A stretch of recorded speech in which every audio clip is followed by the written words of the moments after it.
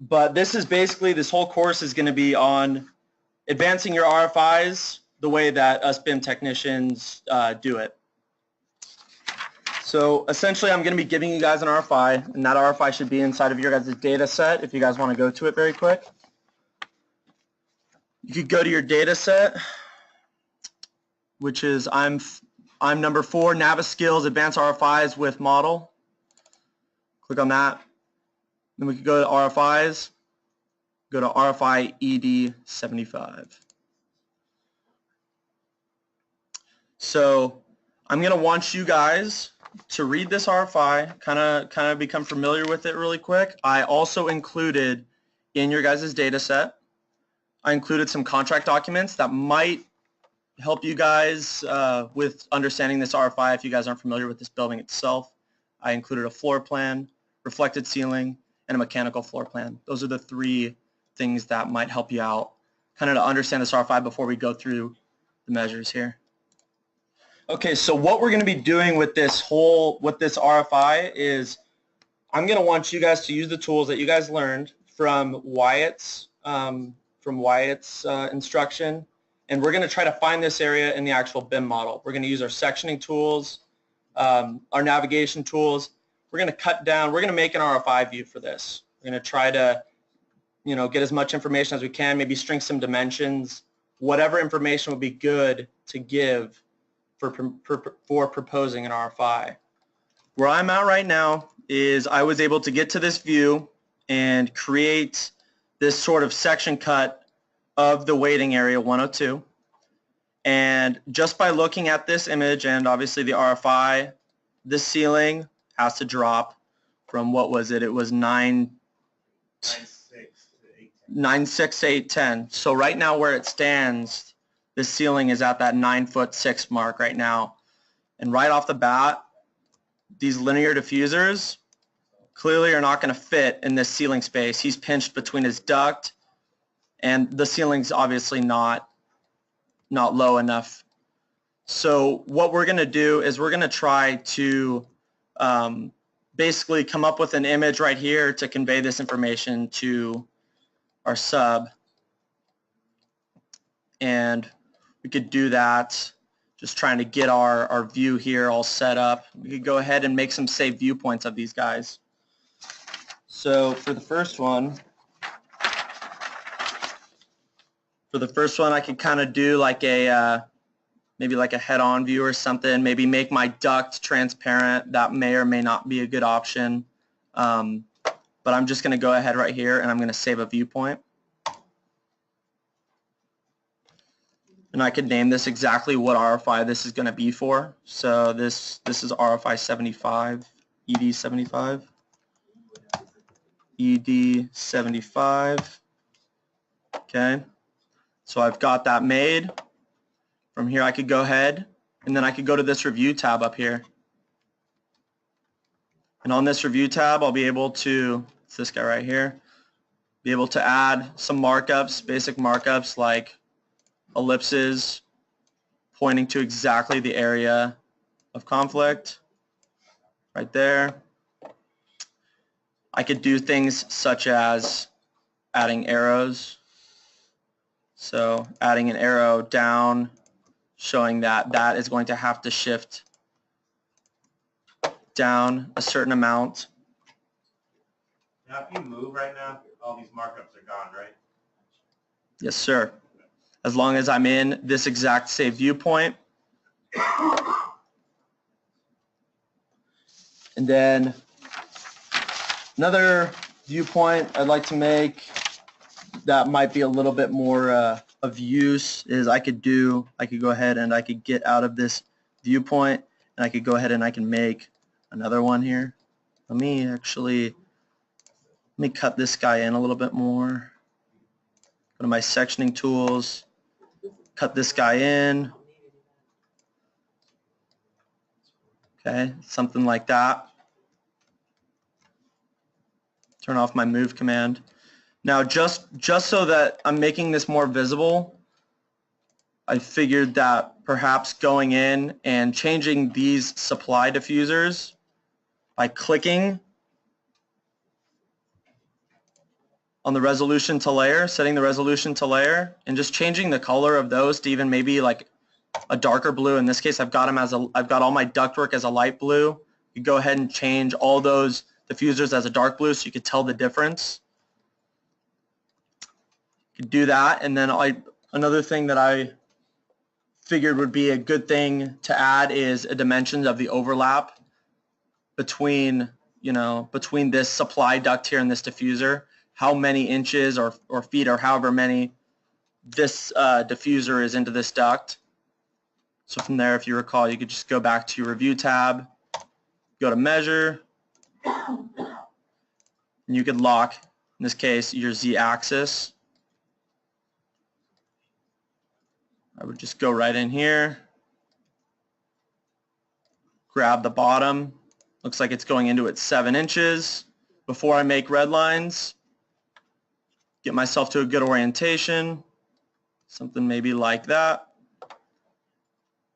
Convert that to red line. So now I've got some information via this dimension to where, providing more information. Not to mention, if you recall, when you do add those red lines, it creates a new save viewpoint. You could just name that RFI ED 75 image 2, something of that nature.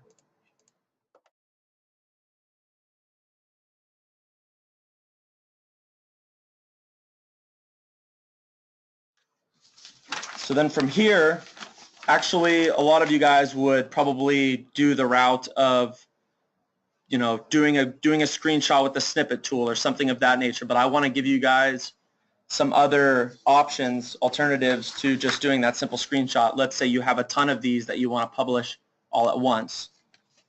If you want, you can go ahead and go to the taking the shot portion of your handout. We'll just go ahead and we'll follow along with this guy. The only, if we read the top portion of this, I just wanted to note this for you guys so it's easy so you can make a decision as to how you want to save these images in the future. So basically you could either just screenshot it, which is of course it's going to be lower quality, it's going to be faster for saving your individual photos, or you can export, or you could do a print screen as well. That's another option that you could do. It's kind of the same as a screenshot. You could do it individually, whatever is more, whatever is better for you workflow-wise, or you could export these images directly from Navisworks, preserving the quality of the image. But the only thing is obviously it takes a little bit longer to set up, but if you're doing multiple images, it could go by really fast. So we'll go ahead and we will go up here to the big Navisworks N. We'll click on that. And then here's the important part here, kind of hidden trick. Instead of just clicking options, if you hold down shift and select options, you get advanced settings that you wouldn't necessarily get. So then from here, just following the handout, if you are, you could go to Viewpoint Defaults, which is right here. Viewpoint Defaults. And then right here, you could select the overall size of the image that you want to have exported. So you could set it to 4K if you got a 4K monitor. In this case, a lot of people's displays are 1080. So we could do a basic image height of 1080 by 1920. And I want these all to be exported as a JPEG. You got the option of PNG or JPEG, whatever one you wish. And let's go ahead and we'll go ahead and hit OK once we have our height and width in. Okay. So now we're going to want to go to export these actual save viewpoints. Now here's the thing that I unfortunately don't like about this tool is you're not able to select the individual save viewpoints that you want to export. Kind of sucks. It's going to export every single one of those save viewpoints. But if you wanted, if you wanted to have it, like let's say you had all your RFIs in one of them and you wanted to just do them all at once, you could go ahead and do that. but just know that that's a kind of a trade back to it. And then once you're in your Windows Explorer or whatnot, you'll just have to go ahead and delete the ones that you don't want if you don't want them. So it's a little bit of a hassle, but just know that if you've got 75 of these you want to print out, it's definitely helpful. So we'll go ahead and we will right click inside of your Save Viewpoints, and we're going to do this command right here, Export Viewpoints Report. And so what this Viewpoints report is going to dish out not only the JPEG, but it's going to give you an HTML file, so an internet file where you could go and it will tell you the exact coordinates as to where this picture was taken. It'll give you the name of the it'll give you the name of the viewpoint, the Save Viewpoint. So it's just kind of a good backlog to have if you're giving this to somebody who's not familiar with where these pictures are taken. It'll give you this HTML file with it, along with it, so that you can tell exactly where you are in the building, elevation of the camera, so on and so forth. So once we hit export on that, we're going to want to go to a place where we're going to want to save these. In this case, we could go to our dataset BIM Training 20, go up here to Navis Skills. Now I just made a little saved images folder. We could just throw this guy in here. We'll change your name, do whatever you wish. And it says save as type HTML. It's kind of weird. It's making it seem like all it's going to be saving is an HTML, but once you go back to the folder, all your JPEGs are going to be in that folder. So then from there, we're just going to want to go ahead and hit save. I'm just going to go ahead and delete the ones that I don't need, by the way. So I should have my 2 RFI images, or soon-to-be RFI images. So then from here, you could just either go ahead and drag this into your PDF, or go in here, select on the image, open with, or I was actually going to do print in this case. So I'm not losing any of the quality by opening it with. I could go ahead and print Bluebeam PDF, 600 DPI is fine, letter size 11 by 17. Print that. Save it exactly in the spot of the data set. Saved images. I'll just name this RFI ED 75 image 1. I'll go ahead and do the same thing with the second image. Okay, then from here, simple Bluebeam tools.